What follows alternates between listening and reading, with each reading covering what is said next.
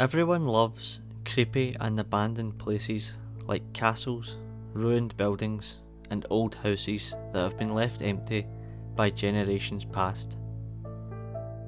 We are drawn to these places, and some even venture into the world of exploration to see what has been left behind.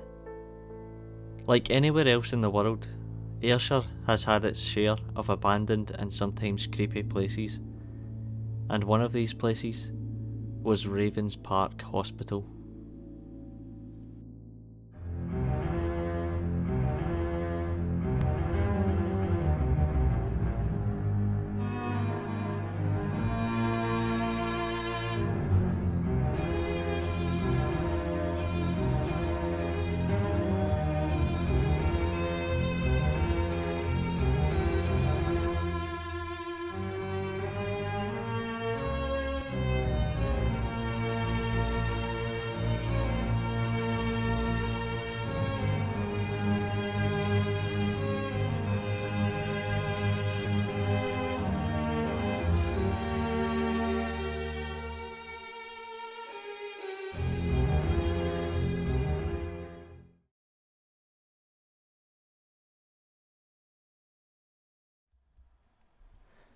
Ravenspark Hospital, as it would come to be known, began its life as Cunningham Combination Poorhouse and was built between 1857 and 58. A poorhouse, or workhouse as they were sometimes known, was a government-run facility to provide housing and work for the dependent and needy. The combination in its name is said to have been in reference to the fact that the building was used to take in patients from 10 different parishes within North Ayrshire. Over time, more parishes would be added to the register, including Kilmorey and Kilbride from the Isle of Arran. The building and its complex were constructed on what is now Sandy Road to the northwest of the town of Irvine. The facility's first governor, David Hunter, and his staff welcomed the first 4 inmates on the 20th of September 1858, and the site was officially opened 2 days later. The original poorhouse accommodation building included accommodation for the governor, a chapel, a bathhouse, a bakehouse, a cobbler's, as well as some other workshops and an exercise yard. In later years, the site would be expanded with more buildings constructed, including a separate detached house for the governor. Most of the men and women who were admitted to the facility were described as pauper imbeciles and idiots. Pauper was a term used to describe economically poor people at the time, and sadly many would not be treated fairly. The poorhouse was the subject of a report published in the late 19th century. In it, the superintendent of British poorhouses wrote, "The paupers dying in the house, whose bodies are not claimed by friends, are buried in an enclosed part of the garden." I'm surprised no complaint has arisen with regard to this practice, and I am afraid that a great scandal may at any time arise. Protestants and Roman Catholics are buried indiscriminately.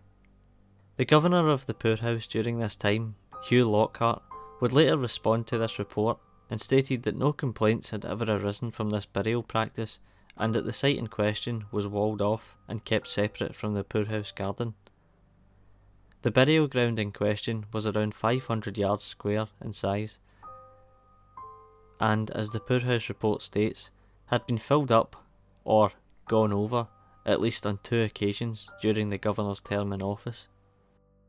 The poorhouse would continue to operate until 1930, when its ownership was passed over to Ayrshire County Council and was renamed Cunningham Home and Hospital, housing a 106-bed hospital, complete with wards for elderly patients, the mentally ill, and an asylum block.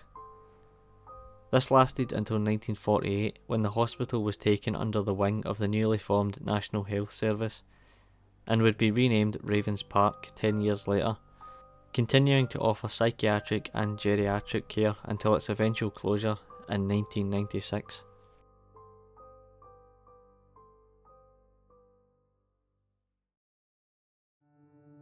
For many years after its closure, The hospital and its many buildings lay abandoned and derelict.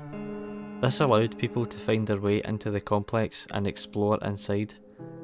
These videos, taken in the early 2000s, show the state of the hospital and just how dark and creepy it would have been inside. It was during this time that stories began to crop up of the site being haunted by the restless spirits who died or were buried on the hospital grounds. Claims of heavy doors opening and closing on their own, and sounds of footsteps running down the corridors. One of the hospital's most prominent spirits was said to have been a young boy in a wheelchair, who was sighted numerous times in the physio room. Ward number 3 was known to have been the most haunted area of the hospital, with sightings of a sick and elderly woman aimlessly wandering the halls. The spirit of an orderly was said to let unlucky visitors know they were not welcome there, pushing them away and whispering a faint "get out" in their ears.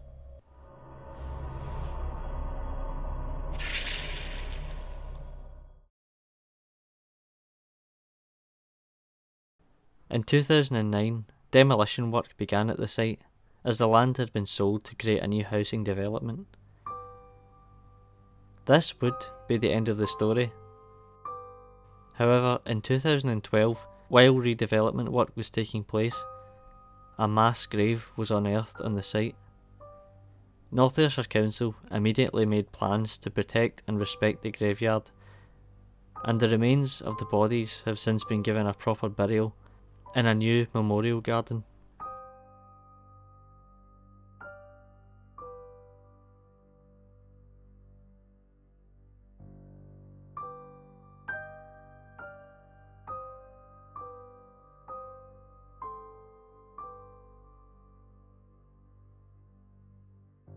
Today there are only small remnants of the previous hospital complex, such as the small houses which are still on the site, and the bell from the hospital roof. New housing has been completed and has stood on the land for several years, but given that they were built over burial ground and the supernatural sightings from the hospital, I wouldn't be so quick to buy one myself.